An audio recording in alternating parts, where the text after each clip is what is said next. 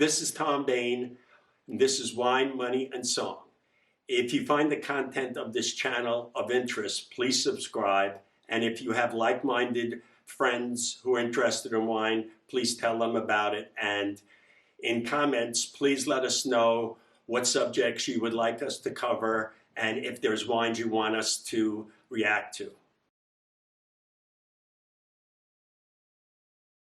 Today's episode is going to be a departure from a normal episode that I do about wine.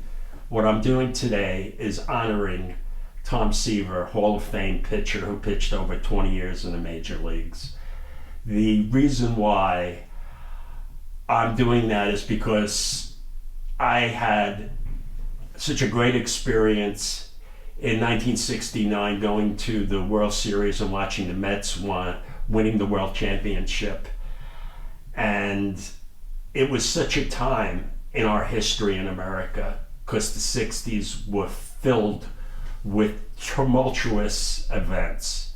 So hopefully you will enjoy this. This is to honor Tom Seaver. And by the way, Tom Seaver owns a Napa Valley winery, so that's my excuse to do this. And we will be tasting the 2009 GTS at the end of this. So Tom Seaver came to the Mets in 1967, and the Mets were the worst team in baseball by far. Their first year in existence, they lost 120 games. It's hard to lose 120 games. You have to find ways to lose 120 games. But when Tom Seaver joined the Mets, he won Rookie of the Year. The Mets still finished last in 10th place, but the one different thing is when Tom Seaver went out on the mound, we knew we had a chance of winning that day because Tom was on the mound. And he won Rookie of the Year, as I said, that year, but he also completed 18 games, complete games, where he was not relieved at all. He pitched the whole game. Last year, 2021, the record for the most complete games in baseball was tied with three different pitchers, made 3 complete games. Now I know baseball has changed, but 18-3, that is incredible, but that's also baseball has changed. So Tom Seaver, they finished 10th, even though he was Rookie of the Year, they were still a terrible team. The next year, in 68, he won 16 games again, and they finished 9th. I guess that's progress. But in 1969, something happened. And that something was a confluence of all things on the team. They made a trade for Don Clendenin at first base. Jerry Koosman was an excellent money pitcher, and Nolan Ryan was a young pitcher who later became one of the best pitchers ever, also with Tom in the Hall of Fame. But what happened in 69 was this: the worst team in baseball all of a sudden reared its head up, and led by Tom Seaver, in June, the Mets, for the first time ever, were a 500 team. And it was like a celebration in the locker room. In the middle of June, the Mets are 500. And they interviewed Tom Seaver, and Tom Seaver said, I don't want to be a 500 team. I want to be a winning team. And you want to talk about leadership? That's leadership. So from that point on, the Mets just went from strength to strength. And Tom Seaver's influence on the 1969 Mets were, he finished the year, the last 10 games, decisions, he won all 10. He was 10-0 at the end of the year. And he had a 2.21 earned run average. He won 25 games, won the Cy Young. And talk about leadership and under pressure. In August, the Mets were, I think, 9 games behind the Cubs, and they played the Cubs, I think, 6 games within a period of 10 days. And I remember one game Tom Seaver pitched in this run, and it was the biggest game at the time. I think they were a few games behind the Cubs. And Tom Seaver pitched 2 batters away from a perfect game. Now think about that. The most important game in the history of the Mets, and he almost pitches a perfect game. And from that game on, the Mets just snowballed. And they won the pennant, and they beat Atlanta in the playoffs. And then they had to play the Baltimore Orioles in the World Series. And the Baltimore Orioles had one Hall of Famer after another. They had Frank Robertson, Brooks Robertson, they had Jim Palmer, they had Dave McNally. They had an all-star team, and very few people thought the Mets had a chance. So myself, being an 18-year-old kid, I slept at Shea Stadium to buy tickets. My friend Harmon and Scott, we had a pint of Southern Comfort, and we slept there and warmed ourselves with Southern Comfort. We bought tickets for games 4 and 5.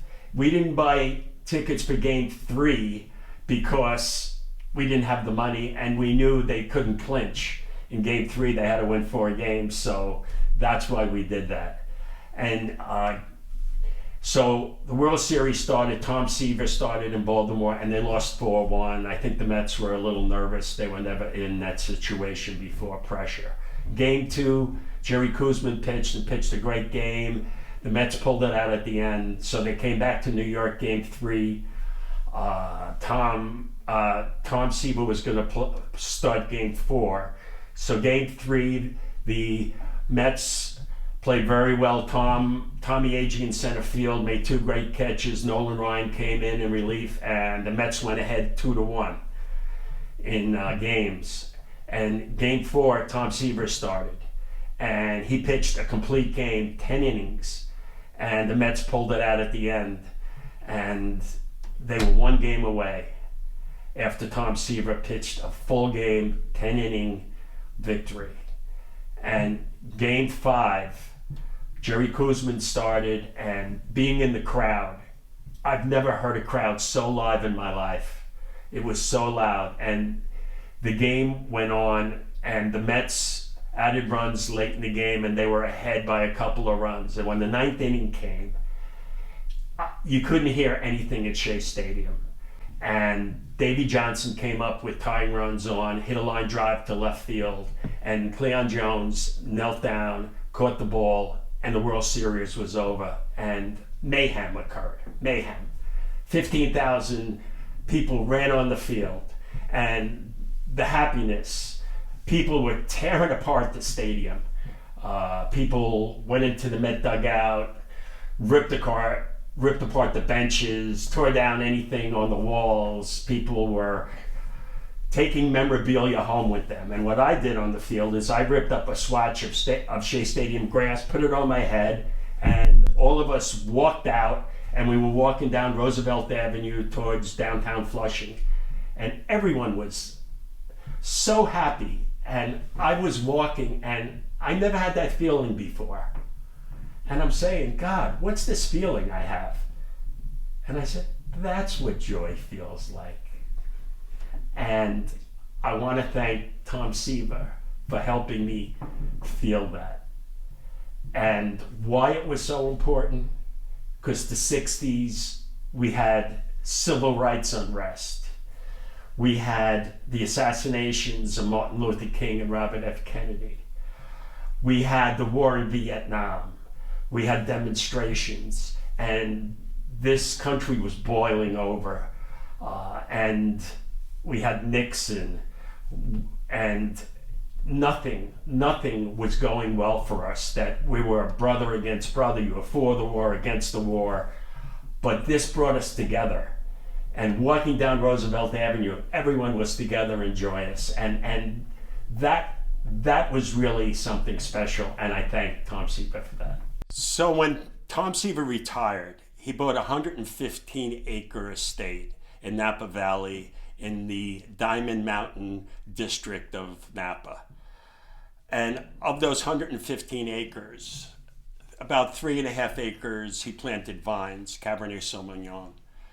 And his first vintage was 2005 of the GTS, George Thomas Seaver wine. And knowing that his father was a raisin farmer, he had dirt under his nails, and he felt very, very comfortable in the vineyards. So the winemaker for this wine is Thomas Brown, and he makes wines for some of the famous names in California, some of the boutique wines that sell for a lot of money. Now, the production of this wine is just 500 cases a year. It was very, very difficult for me to come across this bottle. I had a friend of mine who picked it up in New York at Zacky's in Scarsdale and got it to me. So with only 500 cases a year, it's not sold generally in retail stores. You can find it in auctions. And we're going to open it and we're going to see the magic. Now, I did take the wax capsule off beforehand because I always have difficulty in knocking it off. It's a lot of work for me. Okay. Now, as you see, this is not a regular bottle. This is a Magnum, 2-bottle size. So I'll be very busy decanting it into smaller. This thing. I'm going to go a little further. Don't want this. Okay.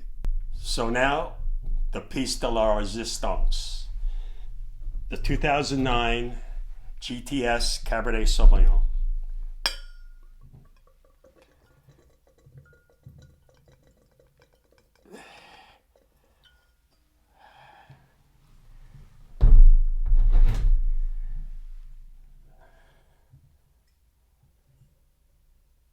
You can see the color of the wine is very deep, dark, rich.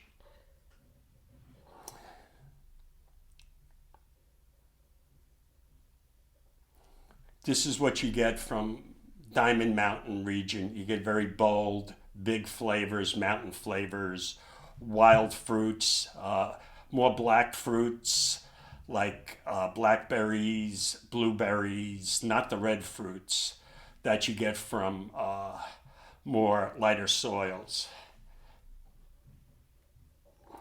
The nose is very rich, ripe without being overripe. Let's take a taste.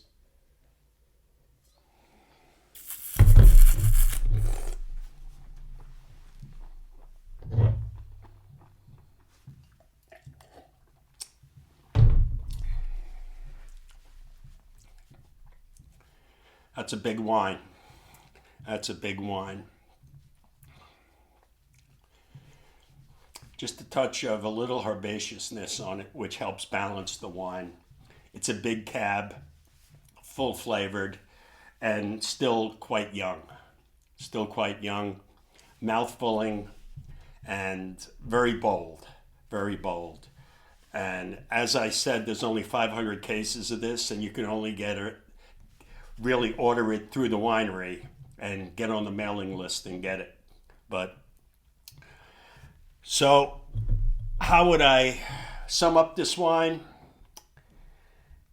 Look how it coats the glass. Very, very rich, very, very full-bodied. And you should probably decant this wine for a good hour or two before you try it. But as I said, very, very low supply. But what I'd say about this wine belongs in the Hall of Fame with Tom Seaver. Thank you again, Tom. And thank you for that feeling you gave me in 1969.